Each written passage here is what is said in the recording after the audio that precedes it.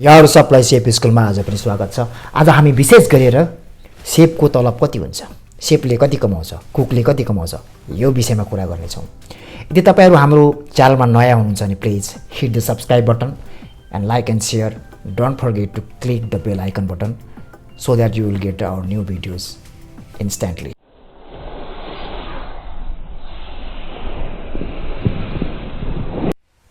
हेर्नुस् मित्रहरु, होटल इन्डस्ट्रीमा सेफको तलब कति हुन्छ?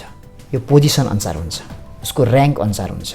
तपाई कुन पोजिसनमा काम गर्नुहुन्छ, तपाईले कति साल यो क्षेत्रमा बिताउनु भएको छ भनेर त्यसरी तपाईको अनुभवको आधारमा हुन सक्छ, तपाईको पोजिसनको आधारमा हुन्छ। त्यसैले एउटा हाम्रो मित्रले होपदाई मित्रले सोध्नु भएको छ कति स्यालेरी हुन्छ, सेफले कति कमाउँछ, कुकले कति कमाउँछ भनेर सोध्नु भएको थियो हाम्रो कमेन्टमा। आज त्यही कमेन्टमा आधार लिएर यो भिडियो बनाएको छु। हेर्नुस् मित्रहरु, सबैभन्दा पहिला कमी लेभल भनेको एकदम हेल्प गर्ने लेभल हो हैन, सेफलाई चाहिँ सहयोग गर्ने, काटकुट गर्ने, प्रिपरेसन गरिदिने लेभल हो।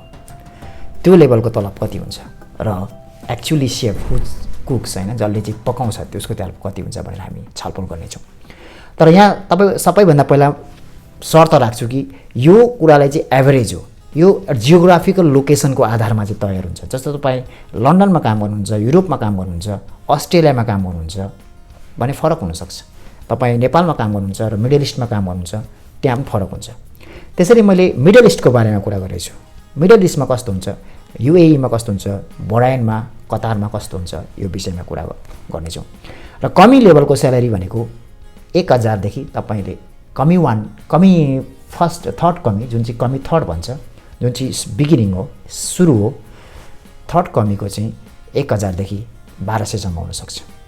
यो बेसिक स्यालेरीको बेसिक स्यालेरी हैन। 1000 देखि 1200 दिराम भनेको नेपाली 35000 देखि 40000 सम्म।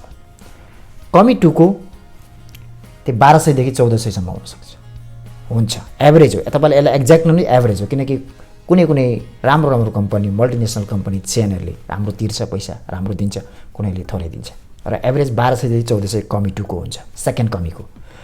र कमी 1 को 1500 देखि 1800 सम्म हुन्छ हैन। त्यो एभरेज त्यो बीचमा हुन्छ।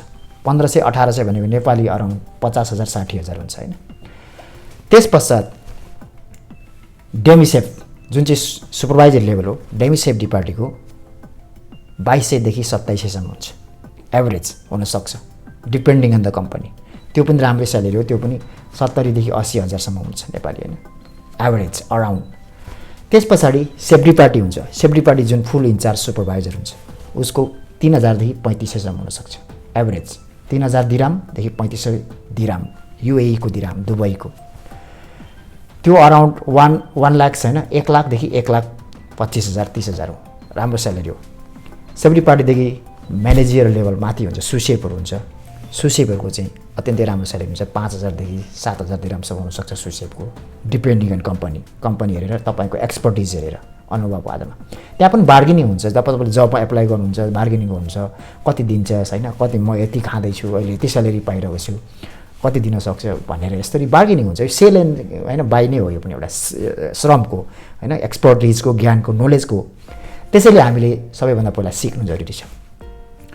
सुसेफले त्यति कमाउँछ अराउन्ड नेपाली 150 हैन, 1,50,000 देखि 2 लाखसम्म हुन्छ, जुन चाहिँ मैले अघि भनिहालेँ।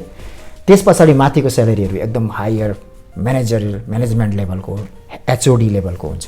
तिनीहरुको धेरै बेनिफिट हुन्छ, धेरै स्यालेरी हुन्छ, किनकि त्यो लेभलमा हामीलाई त्यति उयो स्यालेरीको बारेमा एक्ज्याक्ट थाहा हुँदैन, किनकि त्यो कन्फिडेन्शियल कुरा हो हैन।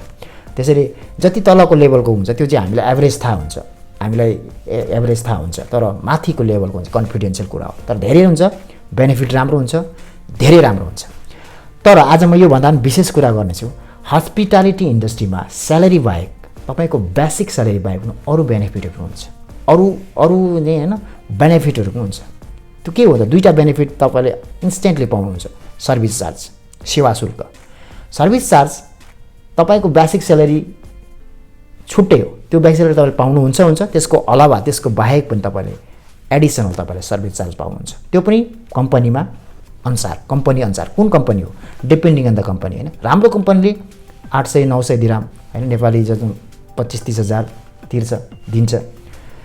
होइन जब बिजनेस हाई हुन्छ धेरै आउँछ, जब बिजनेस लो हुन्छ थोरै आउँछ। त्यो चाहिँ फ्लक्चुएट हुन्छ होइन, त्यो चाहिँ फिक्स हुँदैन सर्भिस चार्ज, तर तपाईँले एडिसनल बेनिफिट पाउँछ। अर्को हुन्छ टिप्स पनि तपाईँले डिपेन्डिङ अन बिजनेस होइन, बिजनेस अनुसार अप एन्ड डाउन, तर एभरेज 300 400 200 होइन यस्तोहरू पाइरहनुहुन्छ।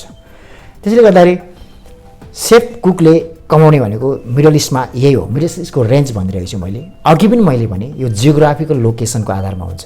तपाईँ युरोपमा काम गर्नुहुन्छ, अस्ट्रेलियामा काम गर्नुहुन्छ, अथवा नेपालमा, मालदिभ्समा, अरू कन्ट्रीहरूमा काम गर्नुहुन्छ भने फरक हुनसक्छ, तर एभरेज औसतमा चाहिँ यसलाई आधार मान्नुहोस्। सबैभन्दा पहिलो कुरा महत्त्वपूर्ण कुरा, तपाईँले पैसाभन्दा पनि यो इन्डस्ट्रीमा यदि तपाईँले काम गर्नुभयो भने, यो इन्डस्ट्रीले यदि तपाईँ बहुराष्ट्रिय कम्पनी, मल्टिनेसनल कम्पनी, हिल्टन होइन, म्यारियट, स्टारवुड यस्ता ठुल्ठुलो बहुराष्ट्रिय चेन कम्पनीहरूमा काम गर्नुभयो भने यसले तपाईँलाई लाइफ जिउने तरिका पनि सिकाउँछ। तपाईँलाई लाइफ जिउने शैली, एउटा कसरी हस्पिटेबल बन्ने होइन, कसरी हस्पिटालिटी इन्डस्ट्रीमा फिक्स हुने भन्ने कुरा पनि सिकाउँछ। त्यो सिक्नुले स्किल पनि तपाईँलाई ट्रेनिङ दिइन्छ, तपाईँलाई चाहिँ एउटा पोख्त बनाइन्छ कि तपाईँ बाहिरी आउट सोसाइटीमा गएर पनि तपाईँ मानिसहरूसँग कसरी बोल्ने, मानिसहरूलाई कसरी चाहिँ इन्फ्लुएन्स पार्ने, कसरी हस्पिटेबल बन्ने होइन। हाम्रो नेपालीमा भनाइ छ, तपाईँलाई याद होला, अतिथि देवो भव, पाहुनाहरूलाई कसरी सत्कार गर्ने, यावत कुराहरूको स्किल्स हुन्छ, तपाईँलाई ट्रेनिङ दिइन्छ, तपाईँलाई योग्य बनाइन्छ। त्यसैले धेरै बेनिफिटहरू छ होटल इन्डस्ट्रीमा काम गर्नुभयो भने। तपाईँले यावत मैले भनिहालेँ धेरै तलब बाहेक, स्यालेरी बाहेक पनि अरू धेरै तपाईँले सुविधाहरू पाउनुहुन्छ। त्यसको अलावा यदि तपाईँहरू नेपालमा हुनुहुन्छ, यदि तपाईँहरू नयाँ हुनुहुन्छ भने, तपाईँलाई जिज्ञासा छ भने युएईमा, दुबईमा र मिडल इस्टमाहरूमा चाहिँ तपाईँलाई खाने बस्ने सुविधा पनि उपलब्ध हुन्छ, तपाईँलाई अकोमोडेसन पनि सुविधा हुन्छ, तपाईँलाई खाने सुविधा, ड्युटी मिल पनि हुन्छ।